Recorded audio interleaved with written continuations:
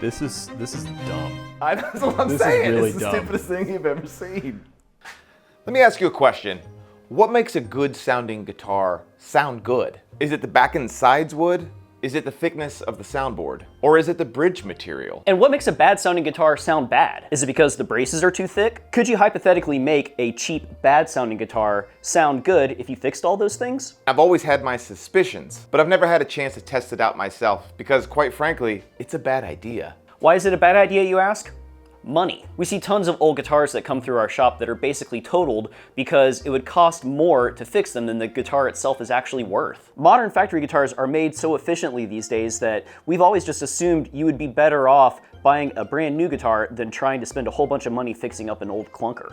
But to be fair, we've always suspected this. We've never actually been able to confirm this. And then one day, we got a phone call from our good buddy, Rhett Shull. He wanted to know if we could take his $300 lawsuit Takamine and turn it into a Martin killer. And of course, I told him this was incredibly pointless, and that this was objectively a really stupid idea, and that we'd probably just piss off a bunch of Martin fanboys, and maybe even some Takamine fans as well. So of course we'll do it. So join us as we strip this 45-year-old Takamine down and give this cheap old guitar a chance to do something most guitarists can only dream of.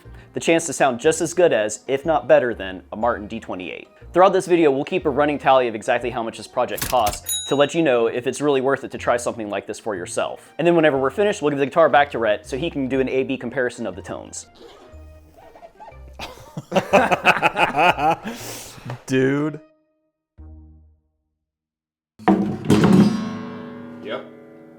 Yep. All right, so let's talk about what needs to be done to this guitar to make it, I mean, obviously we want to kind of flex on this thing. We want it to be a Martin killer, right? To your professional eye, what are you seeing that needs to be done? Yeah, just initial issues. When Rhett brought the guitar, he was like, it needs a neck reset. And I was like, it needs a lot more than a neck reset. Mm-hmm. So the first thing is that the bridge, it's got a crack going down the middle of, between all the bridge pins. So that means out of the gate that the bridge needed to be replaced. The fingerboard is pretty jacked. This is probably made out of some really crappy wood. It's not, it looks like it's Indian rosewood, but it's clearly stained. It needs new frets. It needs a new nut. It needs a new saddle. It needs a neck reset. The tuning machines, I think, are made out of the finest potted tin that Asia has to offer. Yeah. And then... No, they actually feel like they have sand in them. And that's weird because they're closed back. Exactly. Yeah. The finish on this guitar is some sort of a poly, but it also... somebody spray painted it with something on top of that dissolves with lacquer thinner, so it could be lacquer, who knows? And there's a crack down here. So I think that covers everything. So yeah. I think that we kind of need to think about order of operations on something like this. I think what we should do is we should obviously pull the strings off, go ahead and pop these frets out, knock off the nut, and the saddle, and then we can remove the pick guard and then the bridge and kind of get it to that point. At that point, I think we can start figuring out how we're going to go about removing the finish. So we're just going to strip this down to a husk at this point. Literally, the only thing that we're not going to go over with this guitar is the face of the headstock. We're going to leave totally original because we want to leave that awesome Takamine and Company, established 1962, on the headstock. Yeah, and then once we got the neck off and it's stripped down to nothing, then I'm going to go through and we're going to start revoicing this whole box and get this thing really, really a lot better sounding. Yeah, I guess it's time for me to get to work. Do it. Don't forget to spay and neuter your pets. Because it's like a Bob Barker thing. Do you get it? Okay, so the first thing that needs to happen, obviously, once we get the strings off the guitar, is that we need to take these depressingly terrible tuners off this headstock. Next, we're going to remove these old bridge pins and saddle. They're all made out of plastic, and we're going to upgrade them later to some nice bone pins and a bone saddle from StewMac. Alright, once that's done, it's time to remove these frets. You'll see me using a soldering iron and some solder to help heat these frets up. This is a really great trick for minimizing damage to the fretboard when you're pulling out old frets, which now that I'm thinking about it is pretty hilarious here since we're eventually going to replace this whole fretboard, so I could have just damaged the crap out of it and it would have made a difference, but I guess old habits just die hard. Seriously though, if you're doing any refrets, don't sleep on the soldering iron trick. Okay, next I'm going to use my incredibly rare CITES protected Brazilian rosewood nut remover to gently persuade this old plastic nut out of its slot. To be clear, you can do this with any piece of wood, but I find that the Brazilian rosewood has a better tap tone, which helps translate the force. I'm just kidding, guys. You can use whatever you have close at hand. So I'm getting ready to pull the neck off this Takamine really soon here, and I have a proposition for you. Most necks are either held on with a bolt-on assembly or a dovetail joint. If you can guess correctly which type of neck joint this Takamine has, either a bolt-on or a dovetail, you don't have to subscribe during this video. But if you get it wrong, you gotta click that subscribe button. Deal? Alright, lock that answer in your brain. But before we see what kind of neck joint we have here, I need to remove this bridge. Our preferred way of doing this is with a thermostat and a heating blanket. This gives me a ton of control over the temperature I'm exposing the wood to, which means that I can set this heating blanket up on the bridge and then pretty much just walk away from it and let it cook without having to worry about it.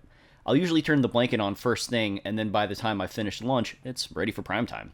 To help me get it off, I'm going to use my StewMac bridge spatula, which is, honestly, it's just the best tool for this job. Pro tip for y'all at home, make sure and pay attention to the direction of the grain in your guitar top. Because the top is book matched, the grains will be running in opposite directions, so if you just start going to town on that glue joint, you'll probably wind up lifting fibers and doing a bunch of damage. Just go slow and listen to what the wood is telling you, and whenever you figure out one grain direction on one side, remember to go the opposite direction on the other side. Now, I could not be happier with how easily this bridge came off, and I had almost no damage to the soundboard. You can see a big slit here that Takamine carved out for their pickup system, so before we glue another bridge on, we'll need to plug and sand that, but that's a problem for future Chris. I'm just the demo crew. Here's where things could get a little bit spicy. Everything that Chris and I have read online seems to say that a lot of these necks were on these old Takamines. They were originally put together with epoxy and not wood glue, and that's problematic for removing it only just because wood glue is just a lot easier to work with. Epoxy, we can still heat it, we can still apply heat to it. It's funny, I was reading on some old forum posts and some looking around the community and seeing what guys had done in the past, and it was like, how do you take the neck off of an old lawsuit Martin Takamine? And most people said, just don't. But we shall persevere. First thing I need to do is drill some holes in here and try and get some heat into this neck block. And so, yeah, that's what we're about to do. So yeah, by now, if we're still playing this what kind of a neck joint is it game, you're assuming like me that since this is a copy of a Martin, that it must be a dovetail neck joint. So it's time to get our friend the heating blanket back out. I got the fretboard lifted off the soundboard, and then I drilled a tiny hole into the 15th fret slot and stuck a foam cutting wand down there to get some heat into it. I'll spare you the blow-by-blow, but let me just say that this neck did not want to budge. Like, at all. I spent 2 full work days over 24 hours just getting my butt kicked. I'm sure Rhett would prefer that this project didn't take a whole year to do, so it felt like it was time to change tactics. Yep. There she blows. So the traditional way of doing this is you apply heat to the neck joint. I did that. Actually, we very passionately, very unceremoniously, with reckless abandon, and with no sense for this guitar's well-being, because we don't really have to care. We cooked this neck, and the fact that it did not budge at all, that confirms my fears and what I read online, that this neck was set with epoxy, and that's just, that sucks. That's really, really hard to work with. Here's where we've landed. Yeah. Chris and I think, agree. We'll take this fretboard off. We'll get a really good look at what's happening inside that neck joint, and then that'll help us know if we want to do something next. All right, so it's time to quit messing around. This time, I'm not using a thermostatically controlled temperature blanket. No, I'm busting out the big guns. I'm using this old clothes iron that pretty much does one thing: get righteously hot. Happily, I can say that the fretboard came off pretty easily, but what we found underneath didn't provide any clarity on the neck joint. Actually, it only deepened the mystery. What? There's nothing. I don't know how this neck is held on. It might just be magic. Who knows? It might be magnets. Maybe it's magnets. There's no mortise, no tenon, no dovetail. It's just, from what I can see, it would be just a butt joint. But there's also no bolts. The only way a butt joint works is if you have bolts holding it into. I think at this point, we are now on plan C, which is going to be to just cut the neck off. I don't know what else we can do, man. This is like the weirdest neck joint I've ever seen. All right, so by now you've probably realized that my original assumption of it being an epoxied-on dovetail neck joint was wrong, but haha, you've stepped right into my trap, because it was neither a bolt-on mortise and tenon nor a dovetail. I guess that means you all have to subscribe to our channel, and this is YouTube law, so no take-backsies. I'm just kidding, but seriously, if you've enjoyed any part of this video, or if you've gotten something out of it, it only takes 2 seconds to hit subscribe or like, and it really does help us continue to make content like this. But if you don't feel like it, no worries. Chris and I honestly just appreciate you watching and being along for the ride. The neck came off, and what we've discovered is it was actually held in with 5 wooden dowels. Never in my life would I have guessed that. We now have ourselves, we don't have to do anything. This is flush here. This is flush here. I'll clean it up and get it properly flush. But then that wood is all there so that I can actually graft in a mortise and a tenon. And the other thing that we've discovered that I didn't expect was that it's actually laminate sides. This is Indian rosewood, inner and outer, with a thin layer of mahogany in the middle. So Kind of hilarious, because then it's sort of like a fake Gucci bag. It's actually a D18, but it looks like a D28. yeah, totally. Cool, so now it's time to remove the finish. This old guitar has already had a few tricks up its sleeve, but would you believe me if I told you it wasn't done being a royal pain in the butt yet? Oh no, we're just getting started. I'm going relatively aggressive here with the sander. If memory serves me, I think I was using a 300 grit, mostly just because the soundboard was already incredibly thick, and we need to thin it some to help improve the tone of the instrument. But with that, we're finally coming up on the fun part of the build. If this were one of those car restoration reality shows, we finally got the frame up on chocks, and so now it's time to start tinkering with the engine. This is where we start giving this guitar the upgraded horsepower it'll need to run with the big dogs. And I know this because one time a t-shirt from my childhood told me, if you can't run with the big dogs, stay on the porch. I'll tell you what's not very big dog though, and that's this poly finish. This stuff was harder than a woodpecker's lips. We started to see places where the wood had warped slightly over 45 years, and in sanding the finish off, I was leaving behind high places where the braces were. This means that if I didn't want to leave a lot more work for Chris before this guitar went to the finish booth, we're going to need to chemically strip this finish. Now, I don't know if you know anything about chemically stripping, but it's basically just like normal stripping, except we're going to try and use these caustic chemicals to remove layers, and no one throws dollar bills. Now, I haven't scientifically proved this yet, but I think chemical stripping, like normal stripping, might be more effective if you bump some Usher while you're working with it. In this case, though, I wouldn't actually know, because whatever this poly finish was made of, it looked at these incredibly caustic chemicals, and it just laughed at them. Seriously, they did nothing to the finish. So, unfortunately, it's back to sanding. So the main reason we're working so hard to remove this old finish is that we want to put a nice lacquer finish on here, and there's a snowball's chance that it'll want to play nicely with the existing poly finish. That means that no matter what, we have to get it all off of there. Funny thing though, while Chris was diligently working to get all the finish off this guitar, we accidentally found out something else. We already figured out that the sides were laminated. That it's actually laminate side. But it wasn't until Chris accidentally sanded through the laminate on the back that we realized, whoops, the back was a laminate too. Even for someone as skilled as Chris, this mistake was pretty much unavoidable because there were low spots all around the back of the guitar, making the removal of finish really tricky. Luckily, Chris already had an idea for a way to fix this, but you guys will have to stick around until later in the video to see that. Okay, so we've got the neck off of this guitar, and one of the things that we wanted to try out sonically is we want to replace this fretboard, which is Indian rosewood, with a Brazilian rosewood fretboard. Which is gross. It's really dumb. The cost of Brazilian rosewood fretboard is literally more than the guitar itself. Yes, this piece of Brazilian costs more than Rhett said he originally paid for the guitar. Well, and okay, so we're absolutely going to start some fights in the comments section, so. Rhett himself has done a video on the difference sonically that a fretboard will make even on an electric guitar. Mm-hmm. I think that there is a difference acoustically. The question that we have to ask philosophically is it a difference of like 30% better, or is it a difference of like 2% better? Yeah. You know, obviously where I stand, I think it's one of those small percentages, but that's the thing about an acoustic guitar, making it a really great guitar, which is the goal here, right? Mm-hmm. Can we make this thing great? You have to fight for those little incremental gains. This will be fun. Let me do this real quick. Now this is a little different because this has already got fret slots, but let's see if my microphone picks up Indian rosewood. I can barely hear it. Yeah. Let's see what this sounds like. Okay. So what we've got to do at this point is we've got to take this, turn this into that. So we've got a file pulled up here on our CNC machine. Yeah. Turns out the exact same scale length as what we use on our acoustic, so it's easy programming. We are going to be doing fret dots on it just like a Martin D28. And then we've got some new binding, some new white plastic binding that we're going to put on here. I'm excited about this. I think this is a good first start for us on the journey for this guitar towards making it sound like a Martin killer. And listen, feel free to leave us a comment if you disagree with any of our takes here, but hopefully what we're saying illustrates two things.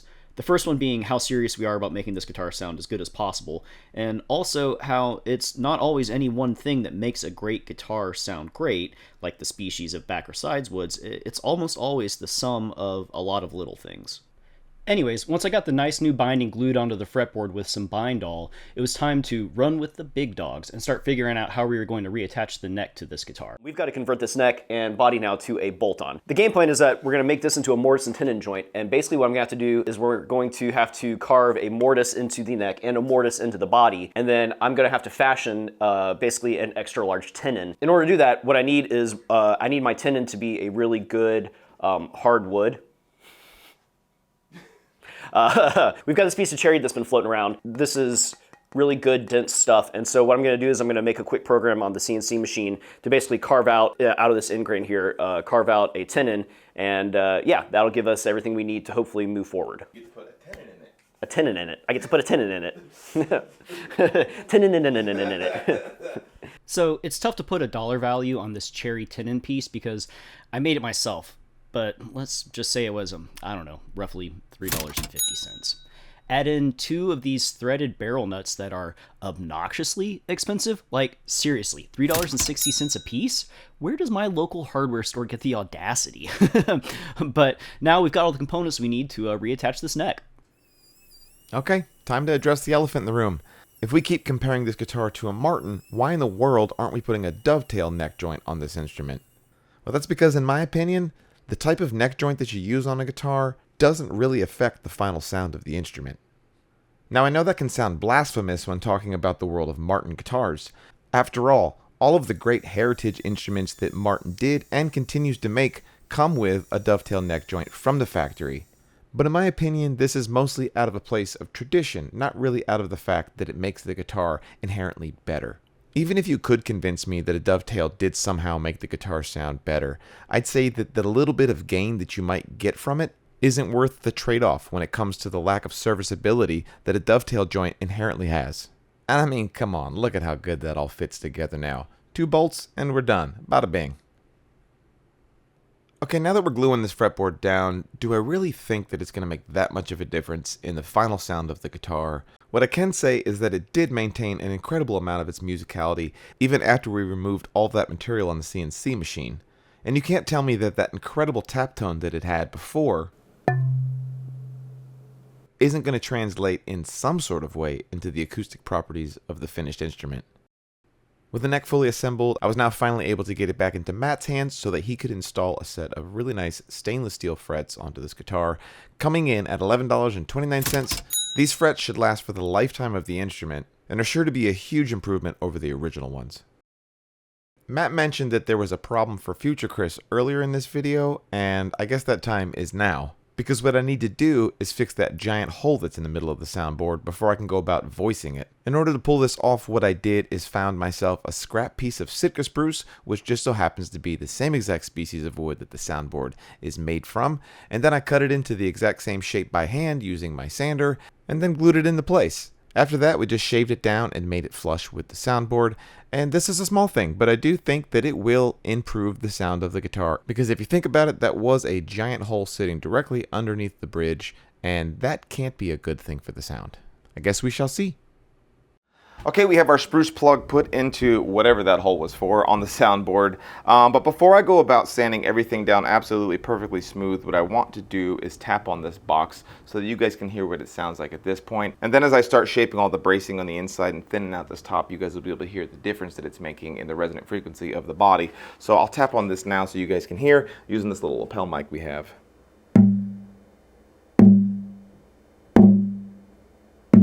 So not much is happening. We're getting a note that goes boom and it just immediately dies off. So what I want to do is show you guys one of my driftwood acoustics that I just recently finished closing up so that you guys can hear the difference in what I'm shooting for, because it's not really the note that I'm aiming for, it's a certain amount of sustain that we should get off of the tap. So I'll hit this one, which like I said is a guitar that I've built from scratch and it's been voiced from the ground up to sound a certain way. So I'll tap on it.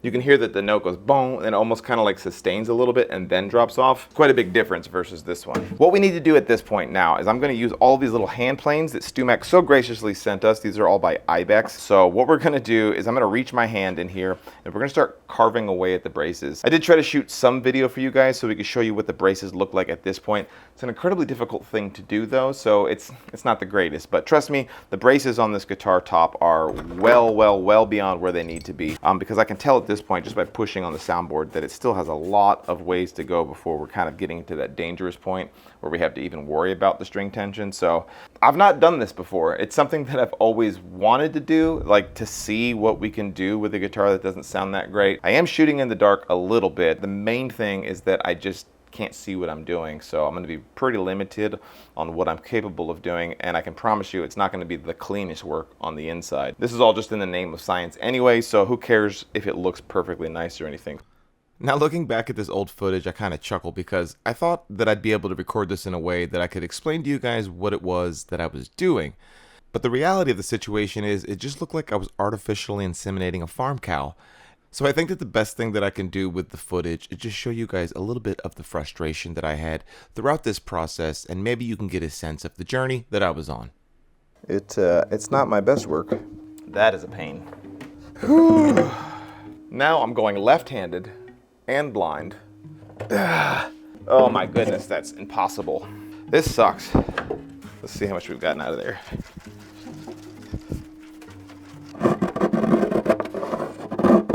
Jeez. Oh, it actually looks pretty nice. Well, hot dog. I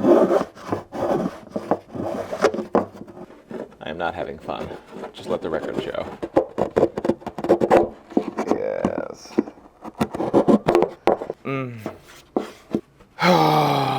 Okay. I am going to call that done. We're going to call this soundboard voiced. There's a couple of places where I'd love to be able to remove more material, but I can't get to it, man. I have tried the chisel.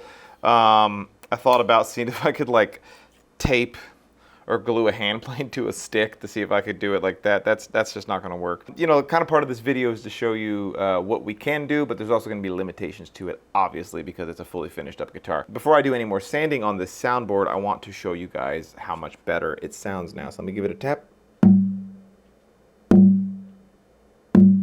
Does sound like it's got a lot more sustain. It's got a lot more flex to it, which is exactly what I'm looking for. So what I'm gonna do now is probably go over this whole guitar top with probably 180 grit, maybe 120, and then we're gonna take it all the way down to 220, maybe even 320. But I do think that we can loosen up this top even a little bit more just by removing material from around different parts of the soundboard. Okay, I'm paying attention to a couple of things here as I sand this soundboard. Taking some quick measurements, this soundboard actually came in at over 3 millimeters thick from the factory. And what I'm going to try to take this thing down to is about 2.8 millimeters. I'm coming to this conclusion based off of just all of the guitars that I've built over my lifetime.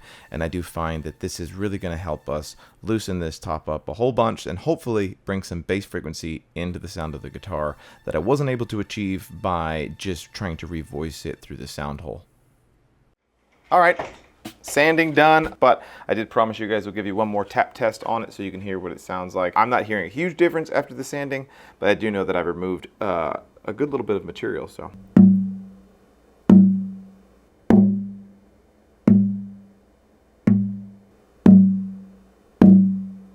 Yeah, it definitely taps a lot better than it did when I first started, so I do think that the guitar is going to sound quite a bit better than it did before. At this point, we can finally start putting the finish on the instrument. And Matt and I have been hinting to you throughout this video that we have one more surprise up our sleeve for you, and that is the fact that we're going to be putting a sunburst finish on the guitar. Now, this definitely wasn't something that I was planning on doing with this project, because it is a lot of extra work, and it's going to add a lot of time to the whole project. But there's a reason that we decided to do this. And that's because we could use it as a way of covering up some of those issues that we had on the back and the side of the guitar when we sanded through those outside laminations. Which is funny because Matt and I often joke around in the shop that the sunburst was probably invented to cover up issues with wood and issues with craftsmanship. So in a sense, we're just carrying on a deep tradition in the guitar building world. You think I'm joking, but I'm looking at you, Gibson. Okay, we're going to jump ahead a few weeks here because doing a nitrocellulose finish on an acoustic guitar is just a really long, drawn-out process, and you guys don't need all of the details. You just want to know, does it look good? And you're about to find out. And that's because after 2 weeks of drying, the day has finally come to buff out this finish. And buff out days in my shop are something that I look forward to, but I really look forward to them when it's a sunburst finish. And that's because you just don't get a good sense of how deep and rich the colors are going to be until you get that buff out done. And I'm happy to report this finish looks so good.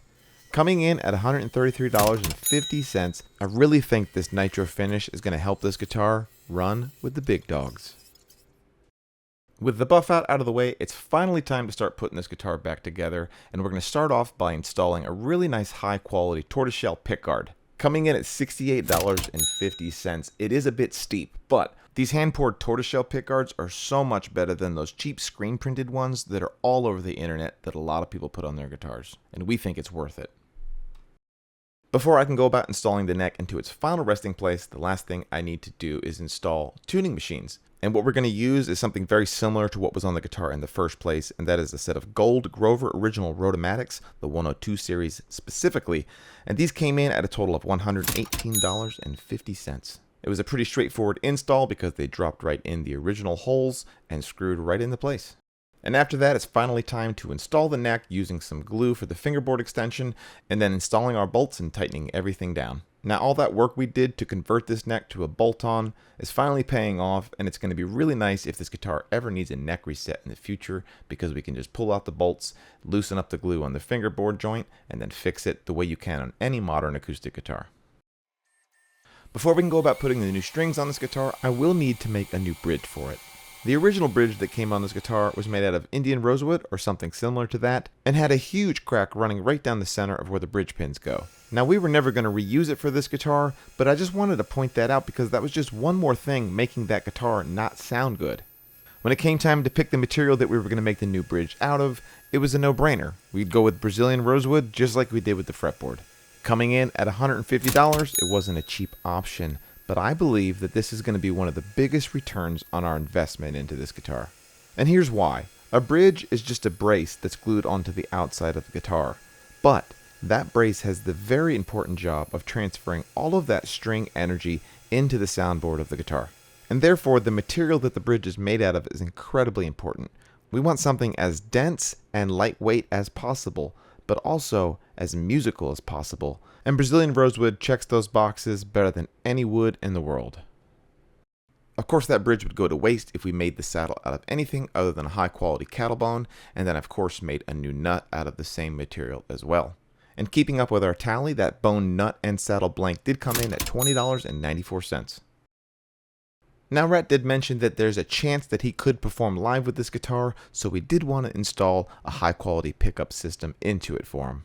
And in this case, we went with LR Baggs' hi-fi pickup system. It's one of my favorite in their entire lineup, and it's what I have in my personal acoustic guitar. And we do need to be sure that we add this to the total on the guitar, and this pickup did come in at $200. And with that out of the way and 4 months of work on and off on this guitar, I can finally say it's time to put strings on it. I think I can safely say that if I had known how much work was going to go into this project, that I probably never would have agreed to it in the first place. But with that said, I'm really glad that I did it, as I feel that it answered some big questions that I've had for a really long time. So now the only thing I have left to do is hop on a plane to Chicago and meet up with Rhett at the Fretboard Summit so that I can finally see if he thinks that all of this work was worth it. Dude. So Rhett hasn't seen the sunburst. Oh my god. It's a different guitar, right? Dude, what? And the burst is on the back, sides, and the neck. It's subtle. You'll see that there's a slight burst right here. Oh my god, dude. This is dumb. That's what I'm This is saying. really It's the dumb. stupidest thing you've ever seen. I didn't know you were gonna do like the red amber. Oh my. I was expecting it to look good. Yeah. Like what you do. Yeah, But yeah. This is It's Pit My Ride guitar style. Dude. this is ridiculous, man.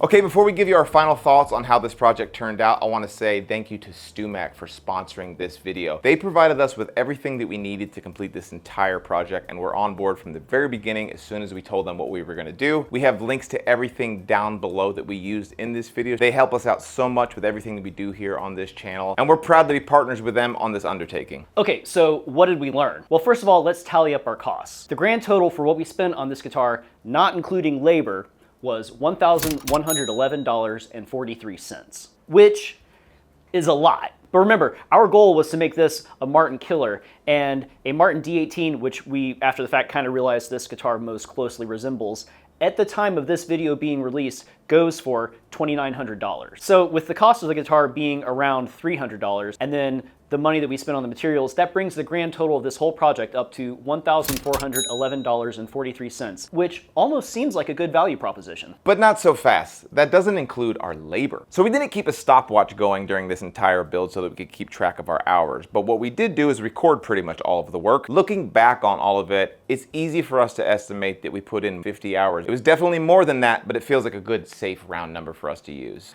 If our hourly rate is $60 an hour and we add another $100 on top of that for basic consumables, things like sandpaper and solvent, that brings us up to a total of another $3,100 that we have to put on top of the total for all of our parts. So our grand total at this point comes to $4,511.43, which is $1,611.43 more than a brand new Martin D18 at the time of this recording.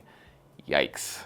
So back to the original questions we asked. Can you hypothetically take an old beat up guitar and without changing the top or the back and the side wood, make it sound a lot better? And could we hypothetically take this lawsuit Takamine and make it sound better than the Martin that it was trying to impersonate? So Rhett is releasing a video on that, and we're gonna let Rhett's video have the final say in it, but I feel like I can say for certain that we did, in fact, get a better tone out of the Takamine. Now, did we get enough tone improvement to justify the cost? Maybe go watch Rhett's video and then come back here and leave us a comment and let us know what you think. But the shortest summary that I can give you is this. Obviously, if you have an old pre-war Martin, the math works different for you. But the reality is most people who swing through our shop looking for this sort of thing have an old Epiphone or something like that they've inherited, and they ask us, hey, can you fix up this old guitar and make it sound just as good as my grandpa's old J45? And to that, we've always said no, because the cost to do it's just not worth it. And I think now we finally know for certain